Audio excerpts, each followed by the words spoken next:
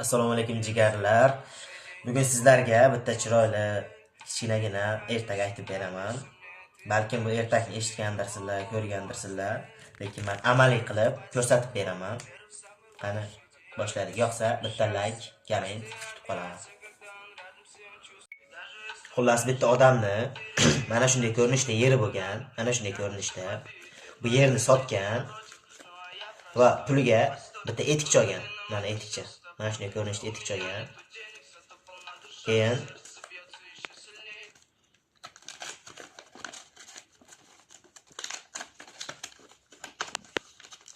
bitta ko'ylakcha olgan.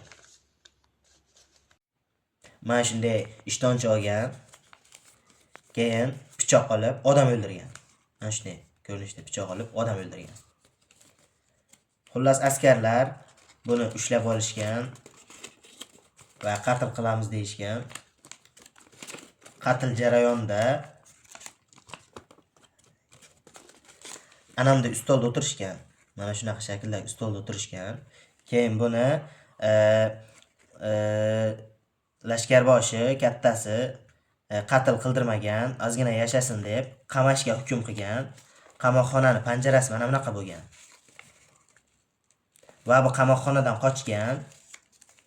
Qamoqxonada mana bunaqa qayiqda qochgan. Izda mana bunaqa qayiqda quvlashgan.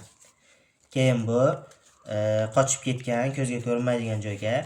Keyin bu qaysidir sahroga borib qolgan va sotgan yerining pulining qanchasi qolganligini hisoblash uchun bu kissasini tekshirgan va birinchi kissasini ochgan. 1 2 3 4. Bitta kissasidan 4000 so'm pul chiqqan.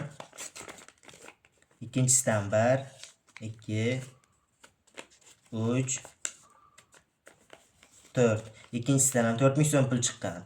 Voy, men endi ado bo'ldim debdi. Xuddi mana shunaqa idishcha olganda sadaqa qiling sadaqa deb yurgan. O'rtoqlar, ertagini yoqqan bo'lsa bitta like, komment kutib qolaman.